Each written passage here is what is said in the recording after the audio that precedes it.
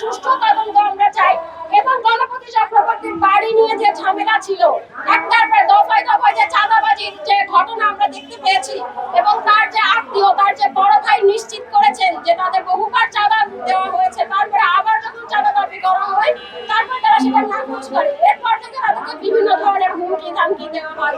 Even আগামী চক্রবর্তী তার একটা বন্ধুর কাছ থেকে সে পুলিশের সহায়তা কিভাবে পাবে সেটা নিয়ে তার বন্ধুর কাছে টেক্সট করেছে। তো এটা পূর্ব পরিকল্পিত ছিল, এবং তাদের যে কারেন্ট যে ব্যাপারটা ছিল সেটাও পূর্ব পরিকল্পিত ছিল। তাহলে সরকার কেন এই প্রহসন করলো যে শুধুমাত্র ইয়াবা খাওয়াতে বাধা দেওয়ার কারণে তারা খুনের শিকার হয়েছে? যারা আসলে সনাতনীদের জন্য কলঙ্ক, এই 4 জনকে যে নৃশংসভাবে হত্যা করা হয়েছে, সেই আসামিদের বা মূল অপরাধীদের বাঁচানোর জন্য তারাও আপ্রাণ প্রচেষ্টা চালিয়ে যাচ্ছে। তার মধ্যে একজন সনাতন চক্রবর্তী। আমার সন্দেহ হয় উনি আসলেও হিন্দু কিনা। যদি উনি সনাতনী হতেন, যদি উনি প্রকৃত দেশপ্রেমিক হতেন, তাহলে অন্তত এই সকল অপরাধের বিচার যেন হয়, অপরাধীদের চিহ্নিত করে তাদের বিরুদ্ধে ব্যবস্থা নিতেন। কিন্তু না, তারাও ঠিক পাশ কাটিয়ে যাবার চেষ্টা করছে। আজকের এই প্রেস ক্লাব চত্বর থেকে প্রত্যেক বিবেকবান মানুষের কাছে, প্রত্যেকটি প্রশাসনের কর্মকর্তা, আমাদের সংবাদকর্মী ভাইয়েরা রয়েছেন, যারা কেবলমাত্র আমাদের এই সকল সংবাদগুলো শুধু বাংলাদেশে নয় বিশ্বের কাছে তুলে ধরছেন নিজেদের অবস্থান থেকে, আমি সংবাদকর্মী ভাইদের প্রতি কৃতজ্ঞতা জানাচ্ছি। তাদের কারণেই আমাদের আন্দোলন, আমাদের দাবি, আমাদের অধিকারের কথা আমরা বলতে পারছি। তাদের বাড়িঘর, বসতভিটা, জমি, ব্যবসা প্রতিষ্ঠান দখল করেছে আওয়ামী লীগের নেতা কর্মীরা।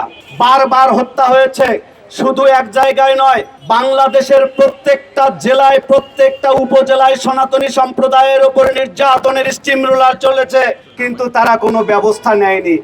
কাউকে আজ পর্যন্ত দৃষ্টান্তমূলক কোনো শাস্তি ব্যবস্থা করতে পারেনি। আওয়ামী লীগের সরকারের পতন হলো 5ই আগস্ট। বৈষম্য বিরোধী ছাত্র আন্দোলনের নেতৃবৃন্দ বললেন আমরা সবাই বাঙালি। ডাক্তার ইউনূস সাহেব বললেন কেউ আপনারা নিজেদের সংখ্যালঘু মনে করবেন না, আমরা সকলে মিলে বাংলাদেশি।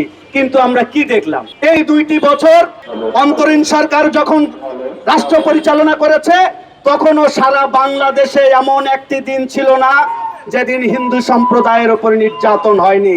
আর বর্তমান সময়েও কিন্তু আমরা দেখছি এই সরকার রাষ্ট্রীয় ক্ষমতায় অধিষ্ঠিত হওয়ার পর থেকেই হিন্দু সম্প্রদায়ের উপর যেন নির্যাতনের মাত্রা আরো বেড়ে গেছে। সারা বাংলাদেশে একই ঘটনা ঘটছে, আপনি চুপ করে থাকছেন, ভাবছেন আমার উপর তো ঘটেনি, আমার উপর তো নির্যাতন হয়নি, আমি কেন কথা বলবো, আমি কথা বলে কেন দোষী সাব্যস্ত হব? আমার উপর যদি আক্রমণ হয় দাদা, আপনার উপরেও আক্রমণ হবে। বাঁচতে হলে ঐক্যবদ্ধ হতে হবে।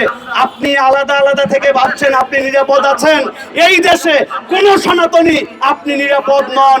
যদি নিরাপদ থাকতে চান তাহলে একত্রিত হতে হবে, মরার জন্য একত্রিত হতে হবে।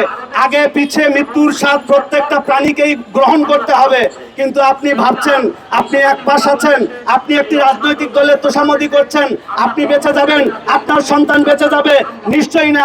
কাল আপনার সন্তানকে ধর্মান্তরিত করা হবে, পরশুদিন আপনার বাড়িতে লুটপাট করা হবে, তার পরের দিন ধর্ম অবমাননার মিথ্যে অভিযোগ এনে ময়মনসিংহের ভালুকায় দীপুচন্দ্র দাসকে যেভাবে প্রকাশ্যে পুড়িয়ে হত্যা করা হলো, আপনাকেও সেভাবে পুড়িয়ে হত্যা করা হবে। প্রত্যেকের মূল মন্ত্র একটাই, বাংলাদেশ থেকে সনাতনী সম্প্রদায়কে নিশ্চিহ্ন করতে চাই।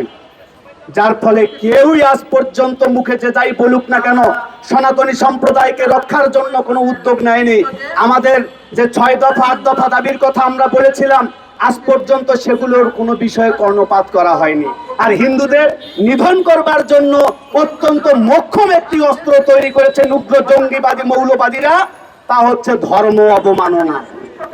আমি কিছু করি কিংবা না করি সেই বিষয়টি প্রমাণ করবার আগেই আমার সপরিবারকে, আমার সম্প্রদায়কে, আমার পাড়ায় বসবাসরত সকল সনাতনী সম্প্রদায়কে নিশ্চিহ্ন করতে একটি গোষ্ঠী তৎপর হয়ে রয়েছে। অপরাধী যেই হোক তার বিচার হোক, কোনো নির্দোষ ব্যক্তি যাতে শাস্তি না পায়। সেই খুনি হোক হিন্দু হোক মুসলিম, সে যেই হোক তারই আমরা বিচার চাই। আমরা হিন্দু বলেই এই ঘটনাকে ভিন্ন খাতে নেওয়ার চেষ্টা করছি না। অনেকে বলার চেষ্টা করেন যে খুনিদের মধ্য থেকে সবাই হিন্দু ধর্মাবলম্বী বলে আমরা ঘটনাকে ভিন্ন খাতে প্রভাবিত করার চেষ্টা করছি, যেটা পুলিশরা বলে থাকেন। আমরা তার তীব্র নিন্দা জানাচ্ছি।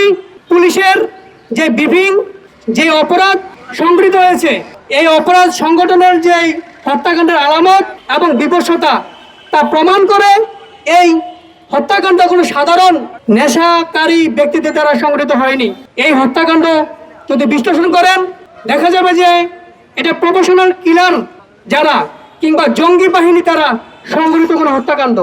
এগুলো আমাদের আশঙ্কা, এগুলো আমরা আশঙ্কা করছি। আমরা বলছি না যে জঙ্গি দ্বারা এই হত্যাকাণ্ড সংঘটিত হয়েছে। আমাদের সাধারণ মানুষ হিসাবে এই আশঙ্কাগুলো দূর করার দায়িত্ব পুলিশের।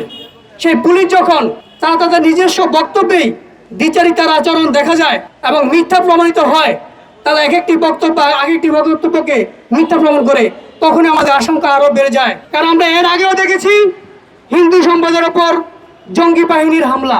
সুতরাং এই আশঙ্কাগুলো দূর করে অতি সত্বর প্রকৃত খুনিকে জনগণের সামনে উপবিষ্ট করার দায়িত্ব পুলিশের।